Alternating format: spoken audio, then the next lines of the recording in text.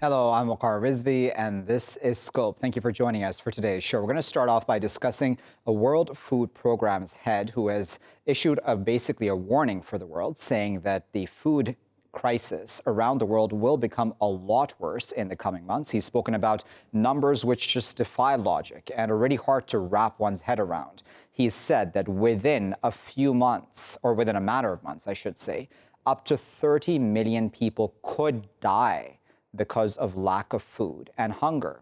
Now, that, of course, is a number which, as I said, for a lot of us around the world, probably just doesn't even click in our minds exactly what that means. There's 30 million humans who would die because of hunger. All of this, of course, has been exacerbated by the coronavirus crisis, by lockdowns, by the fact that economies worldwide are essentially coming to a complete halt. And that only makes things worse for institutions like the World Food Program, who depend on funding from countries around the world, as well as the supplies for food and others, to be able to provide others with the sorts of needs, daily essential needs, really, to be able to eat and drink safe, clean water. Let's discuss all of that a bit further. We're now joined by Ainouche, who is an anthropologist. She's usually based in New York City, but is currently joining us from lockdown in Paris. Linda, we appreciate your time today and for joining us here in Scope. What do you make of this report of the World Food Program? As I said, that 30 million number is something that's been stuck in my mind all night. It's really hard to wrap one's head around such a large number. Well, definitely. Hello. Yeah, this is definitely an important number and concern about the people that might have big issues. Now, it's not surprising. Actually, that's the same people that are already in big concern, in big hunger, in crisis conflict countries that will be affected, especially the one in Sahel, Yemen, Iraq, Nigeria. But you also have like other small countries like in the Caribbean that have to take also innovative solution in case of something happen, especially for the travel bans. So. Linda, you know, this is a time, as you well know, within coronavirus, you're in lockdown, you're in Paris. Every country essentially is just looking after its own people to the extent that governments are able to. Are you optimistic that the world will do the right thing for those who are most at risk from hunger?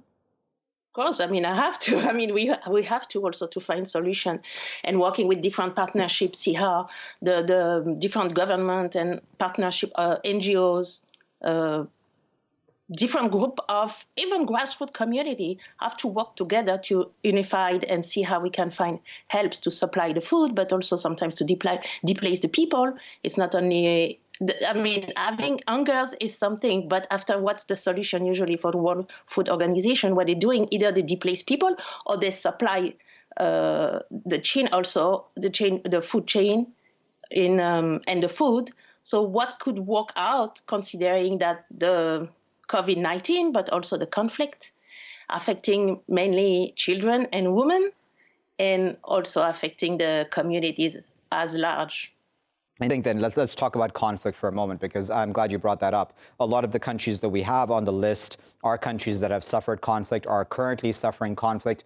You know as well that Antonio Guterres, the UN Secretary General, has called for a global ceasefire. I believe Emmanuel Macron in France has also supported that call. Do you think that that will realistically actually happen? I hope so not.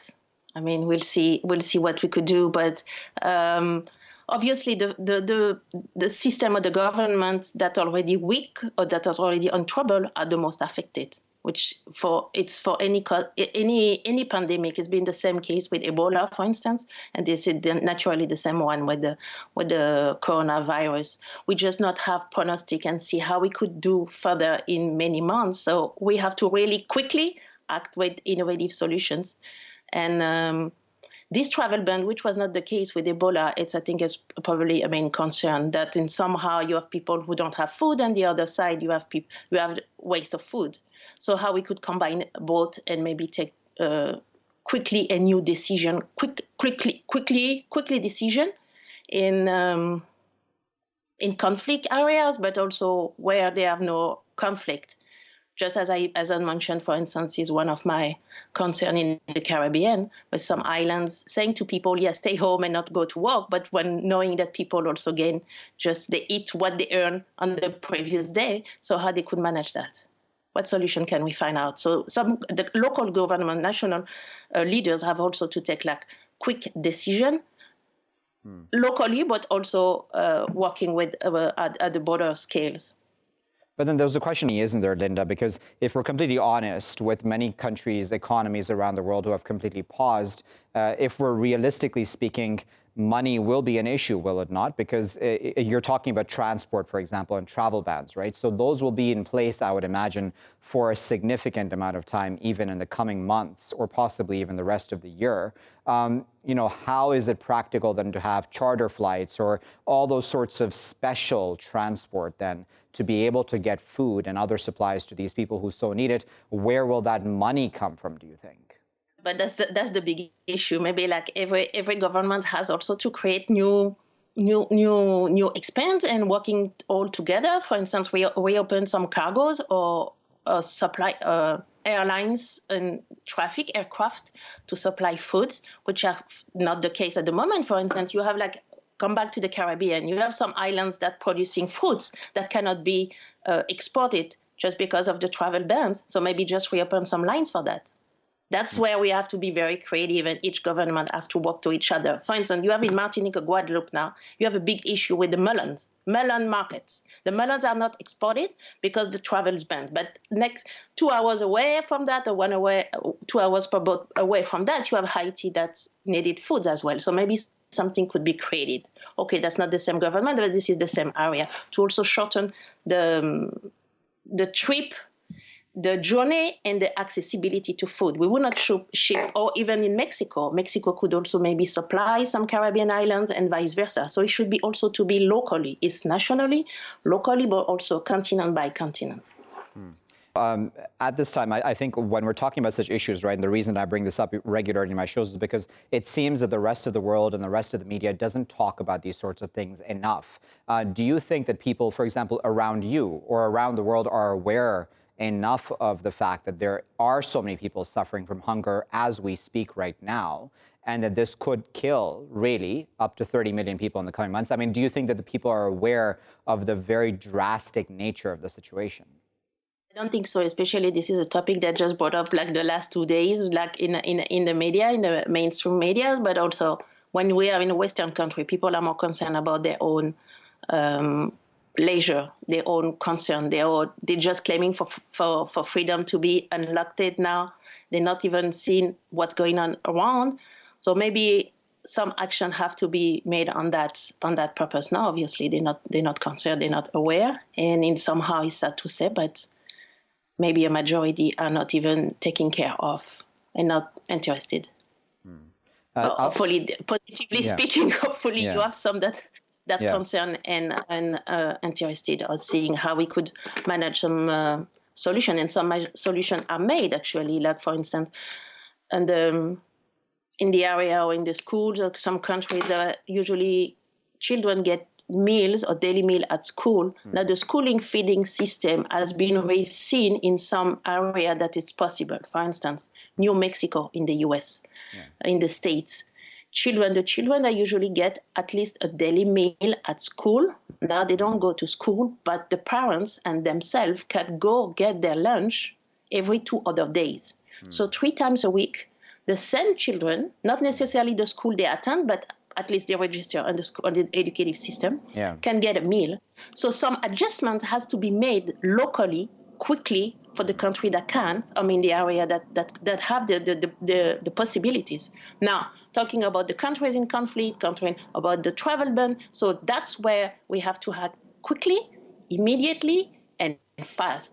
Fast, but also smartly and wisely. And not waiting for 3 months or decision-making. The decision-making sometimes take 3 months, and we have like meetings and other meetings. No, the decision has to be made quickly, and all governments could be unified. And you have also like the African Union or the CARICOM. Different ASEAN have to take decision also on their own for the different situations. You have Linda, we've run out of time, unfortunately, but of course, we sincerely appreciate your time today, Linda, and for putting that into context for us and giving us your expertise. That was Linda Ainouche, who was speaking to us there from the French capital, Paris. She's currently in lockdown, but is usually based in New York City. As I said at the beginning, this report by the World Food Programme is quite drastic in its numbers, quite shocking, in fact, because these are human beings we're talking about around the world. So as all of us respectively are worried about our own futures and our own present right now, for those of us at least who have bread on our tables, we should be thankful for that, and secondly, not be completely selfish. As Linda there said, we need to actually understand the scale of the problem that many of those people, especially in conflict zones, are currently facing. As well as what the WFP and other such organizations around the world are facing and what they're seeing on a daily basis. This needs to be dealt with, as Linda also said, very quickly.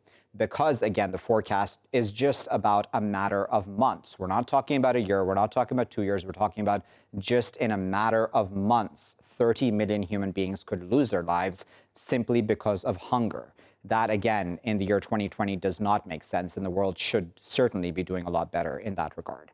I'll be back with my next segment after this break. Welcome back, viewers. You're still here on Scope with me, Waqar Rizvi. In this segment, we're going to discuss Israel. We now have a unity government there. Benjamin Netanyahu and Benny Gantz have finally come to an agreement of sorts to be able to lead the country in what they're calling an emergency government, to be able to then deal with the coronavirus pandemic within Israel.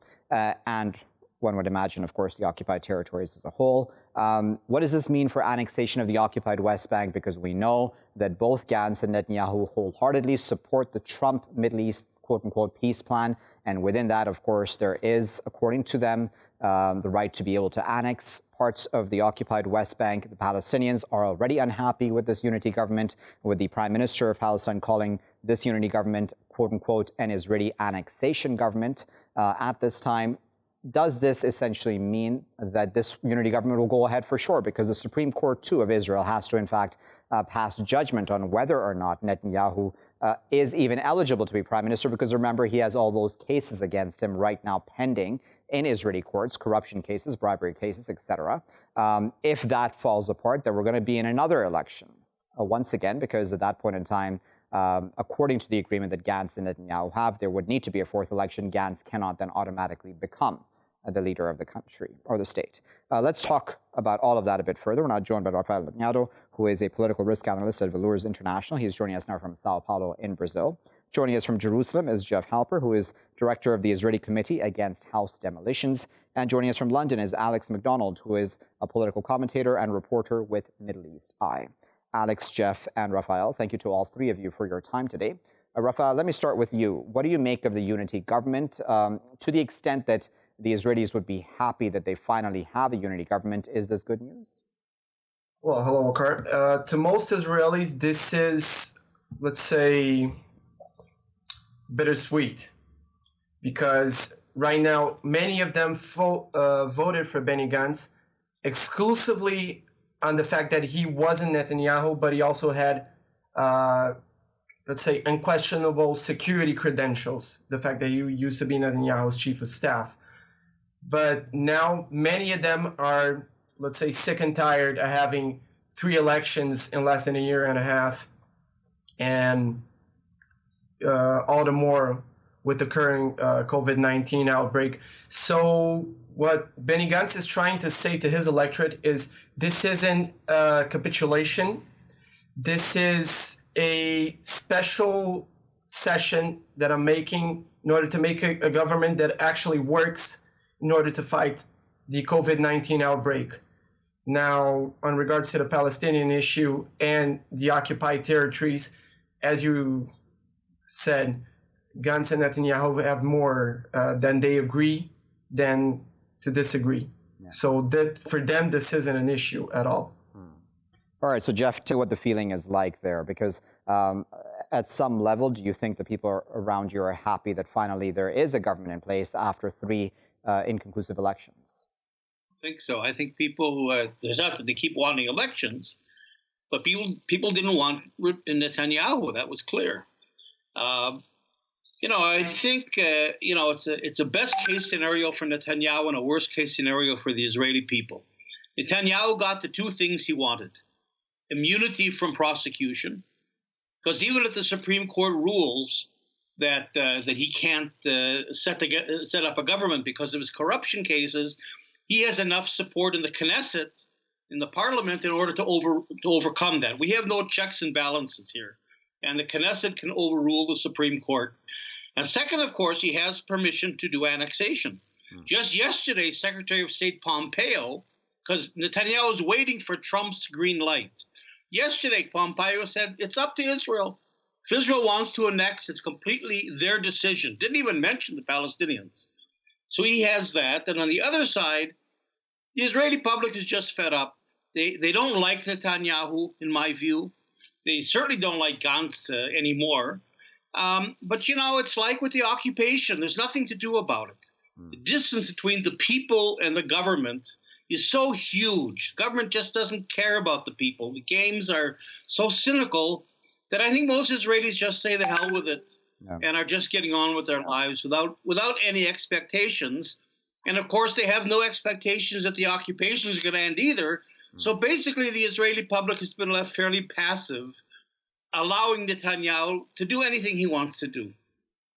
Alex, then where do you think this leaves the Palestinians? As I said in my introduction, the Prime Minister has called this the Israeli annexation government. Mahmoud Abbas has also reacted, saying that, Israel cannot do as it so wishes vis-a-vis annexing parts of the occupied West Bank. Well, I mean, I think in some respects it just kind of confirms what we've kind of been expecting for several years now.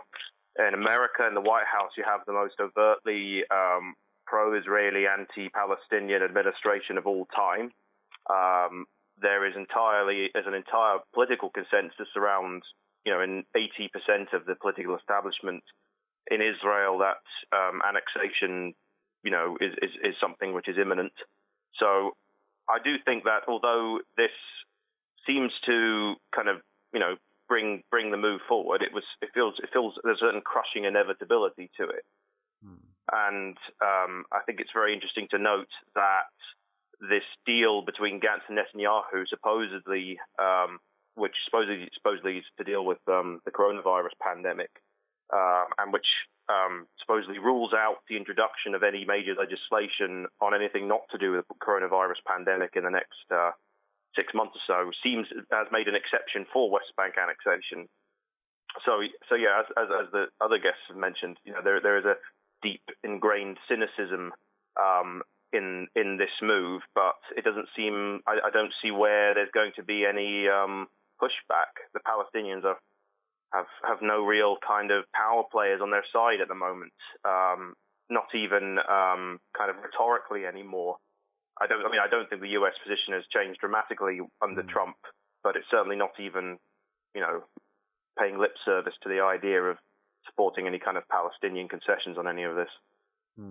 Raphael, speaking about, the Palestinian cards that they may have to play, and Mahmoud Abbas has said that his administration would view agreements with Israel and the U.S. as null if Israel were to go ahead with these annexation plans. But, he has made such threats in the past, too.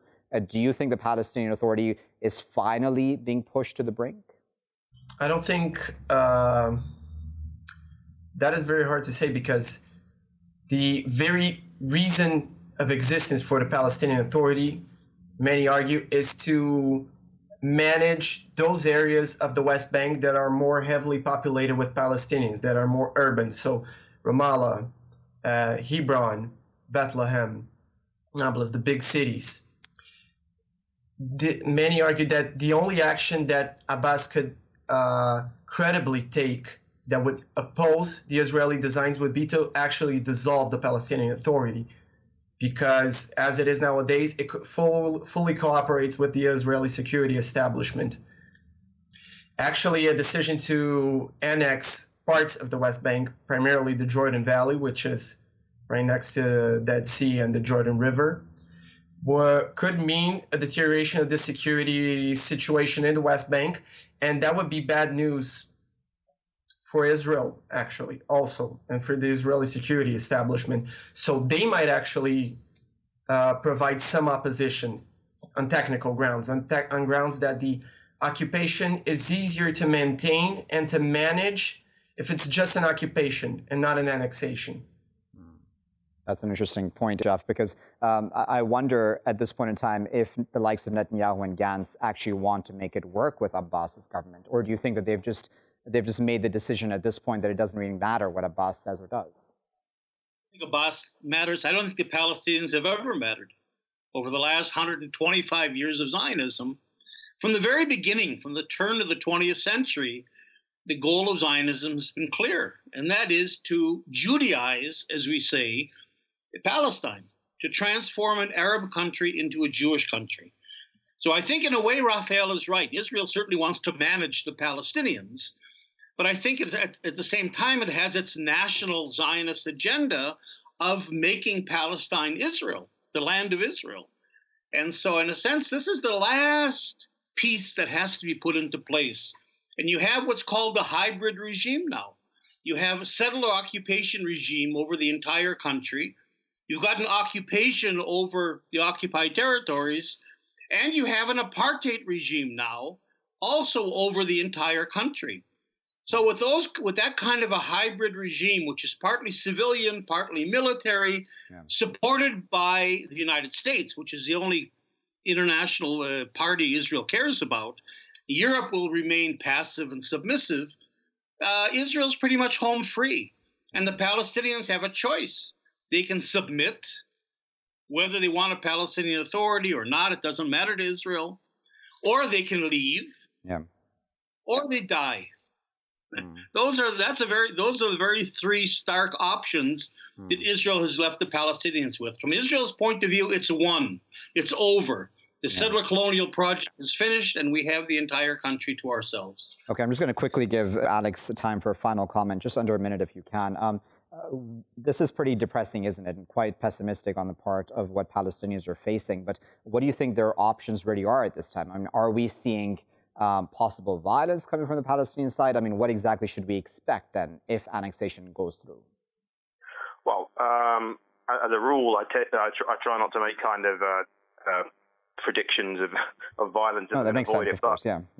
But I mean, the desperation, obviously, desperation obviously pushes people to the brink. I mean, as one of the previous speaker said, a bold move by the Palestinian Authority would be to dissolve itself. But of course, the Palestinian Authority is so entwined with both its own interests. It keeps a certain kind of, a comprador elite at the top of Palestinian society, and of course Israeli security interests. So I don't really see that happening. So I mean, apart from that, I don't know. I mean, the one thing is, people do say, is this going to be a third intifada? Is there going to be some kind of mass explosion of Palestinian resistance in some form? But the last few attempts at any kind of conflict or struggle, either in kind of violent, with violence or without violence, or whatever, it always ends with a much higher death toll, a much higher sort of social cost, a much higher economic cost for the Palestinians than it does for the Israelis. And I think a lot of Palestinians they're just kind of worn out, and it's more like despair rather than anger at this stage. So a lot of people see I think a lot of them see the cost as just too high to really kind of explode. I mean, the recognition of Jerusalem as the capital by the US didn't quite blow up. The various moves made by the Trump administration haven't really led to anything that extreme, and this hasn't. Even these announcements haven't really led to any massive sort of kind of sign of discontent. So I don't know really. It's just it's almost a kind of sense of despair and a kind of tiredness on the part of the Palestinians at this stage. But if it actually happens and the annexation takes place, I mean, anything's possible. Indeed. Well, we'll leave it, but of course we appreciate all three of our guests, Alex, Jeff, and Raphael, for their time and of course for their insight. When we're talking about how the Palestinians may react, they're essentially being put into a corner, aren't they?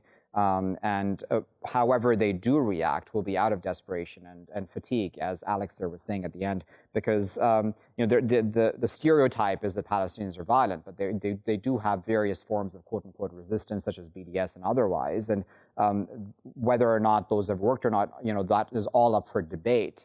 But the sort of narrative about how Palestinians act when they are pushed in a corner is also one that is worrying, certainly. And that's why I put that question to Alex in that form, because that also needs to be corrected this time, that Palestinians are not just inherently a violent people, that they have the right to, of course, resist as understood within international law. And if, of course, you understand their point of view in all of this, will Israel go ahead with annexation, as Gantz and Netanyahu said?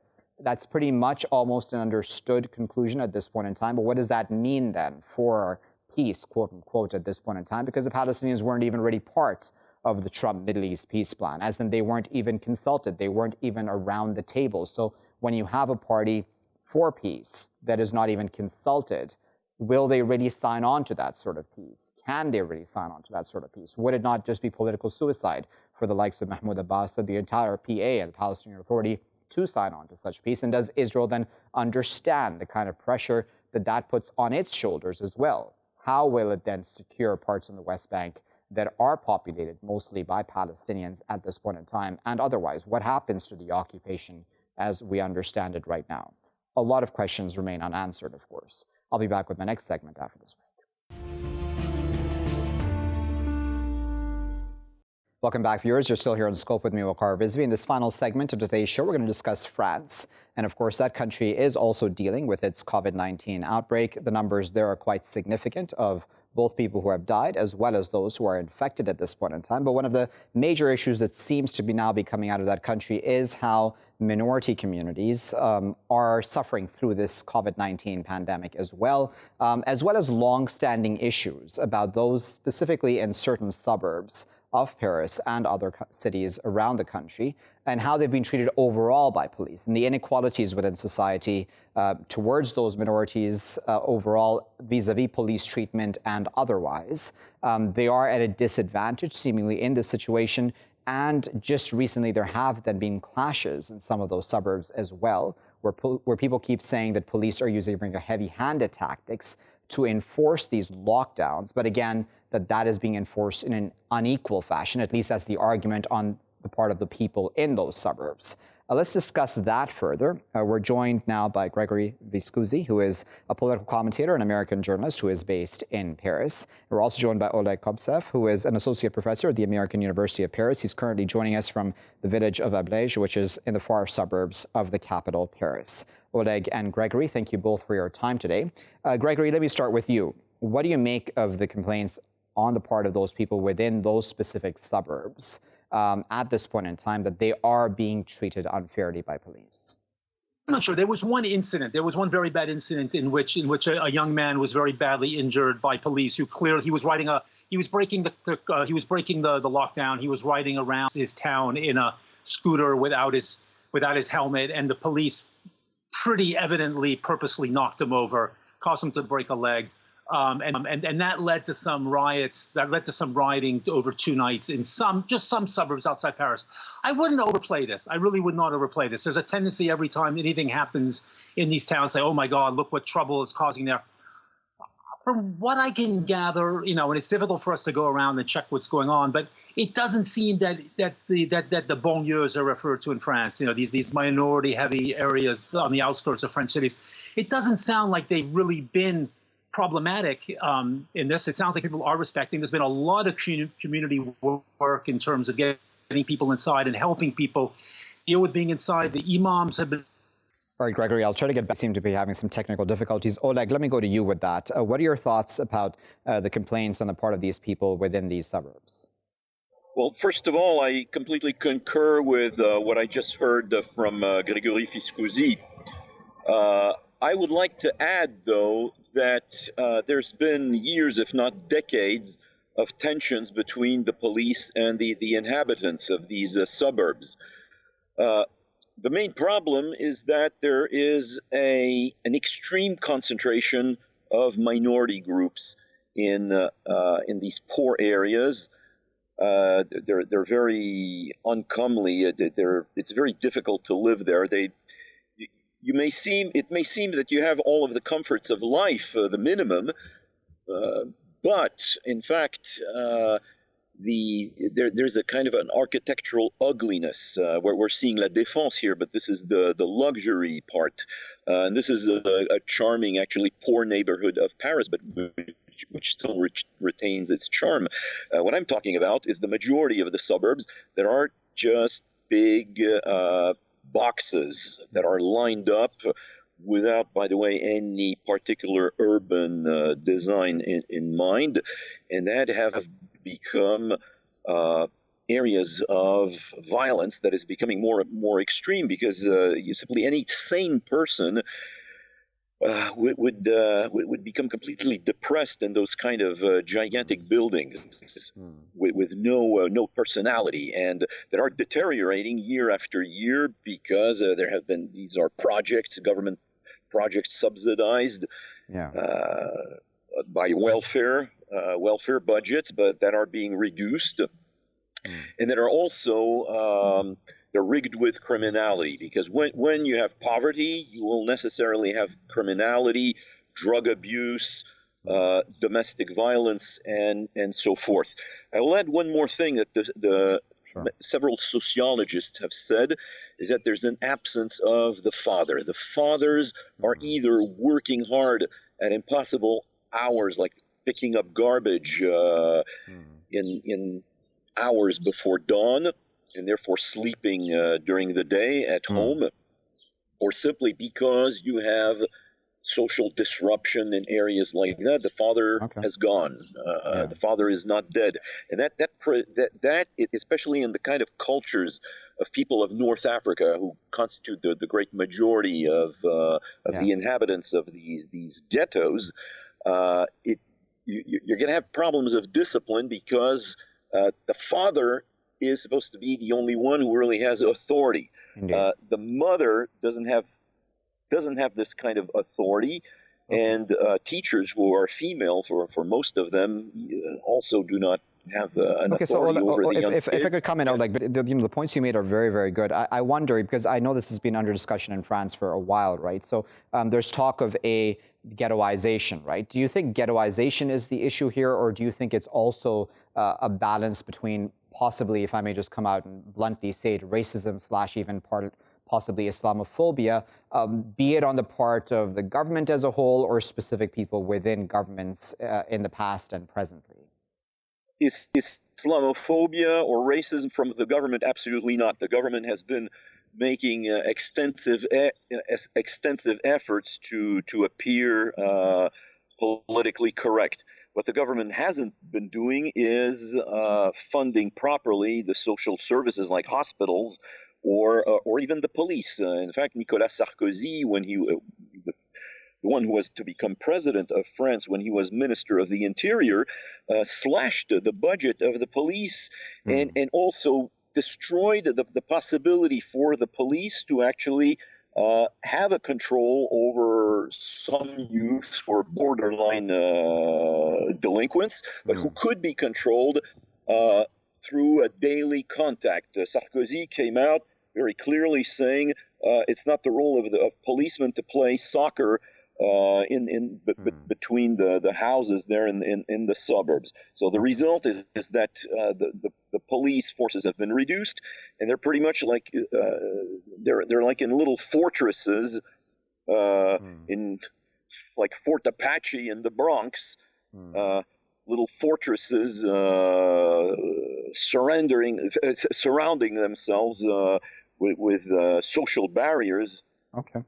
All right. If I could just come in on, I do apologize off. It's just that Gregory is back with us, so I wanted to bring Gregory back into the conversation. Gregory, what do you make, or what do you think, let me put it this way, is the root cause of these issues, right, at this point in time? Is it that these people are willingly not wanting to integrate or to be part of French society, or is it something where both sides, as in society and these people, are not really doing what they're meant to be doing, to be able to really live side by side and work together? Because it seems like this situation has gone on for so long that it just doesn't seem logical that this continue infinitely, right?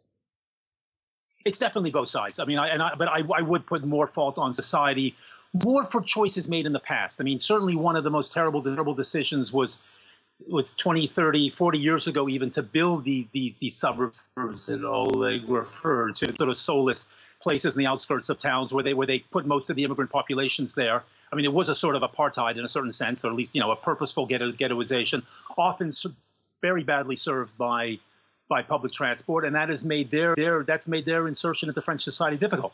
On the other hand, and it's true that a certain element within some it doesn't. So we have to be honest about that. But I wouldn't say that is the major cause. It's more just institutional decisions taken over years that means that these people live on the outskirts of society, and it is difficult to apply for a job if your name is Mohammed than if it's Pierre. There's no question. They've done test after test of sending in blind CDs and blind. And Oleg, do you think that the current French government of Emmanuel Macron will be able to do enough to rectify the situation? I mean, I understand that this is not something which you can possibly do just immediately. It'll have to be a process. But do you think that the Macron government will be able to even start such a process? Well, a government, I'm sorry to say, that has handled with so much incompetence this crisis of the pandemic will certainly not be capable of resolving these issues that still remain almost marginal in French society. If they can't help the whole country resolve a major issue, how are they going to handle this problem of ghettoization? I just wanted to say about the racism. The racism is not from the government, but from society. That is the problem. And that will also make it difficult to reform anything and to devote the right budgets to indeed improve these suburbs. Okay, I'm being told that I have a bit of time, and Gregory is back with us. Gregory, I'll give you the final word. In fact, what do you think that the current government, will be able to do, if anything at all, to rectify the situation? I think that Macron, to his credit, at least realizes that the main problem here is economic. It's access to jobs. I mean, previous governments have always seen the problem as being more cultural, that these cultures don't fit into France. I think that's nonsense. I think it really comes down to economic issues. If jobs were available for these young kids, you wouldn't have problems, or you'd have fewer problems. And I think that Macron, being a very economy-focused man, understands that. And I think he's tried to make the sort of reforms that make the French economy more reactive. On the other hand, he's also cut back on social services in terms, just to balance the budget. So yeah, it's a very complicated mix. But I do think that Macron, in my mind, has a better grasp of the root of the problem than previous governments have had. Very well. Well, that is our final word. We appreciate both Oleg and Gregory for their time today and for providing the context that we need to understand the situation there in France. Certainly, there are arguments which are a lot more extreme on both sides, right? When it comes to these issues, there is the argument that these people willingly, as I'd put to our guests, ghettoize themselves, both in their minds and physically, and that they're not trying to quote unquote integrate or assimilate, are those key words, right, that we hear a lot, not just in France, but in many countries around the world where there are large migrant populations or significant minority populations from around the world. Or is it on the other side, there's the other extreme argument that French society, as Oleg there said, is racist to an extent, especially towards these North Africans, or that it's possibly even a systemic racism problem. But of course, it's possibly more balanced than that, right? More probably in the middle, where there is, yes, a level of racism. As Gregory there had said, it's very hard to have a North African youth with a last name like Mohammed to be hired in France, and that's been proven in study after study and research after research. So those sorts of lingering issues then continue, the sorts of tensions that exist right now between police and youth, who possibly, yes, are flouting lockdown rules because they possibly do not have a choice but have to go out. I mean, those sorts of things need to be understood too. Their point of view also needs to be taken into account into all such conversations. I'll leave it there for now. I've been Waqar Rizvi. Thanks for watching.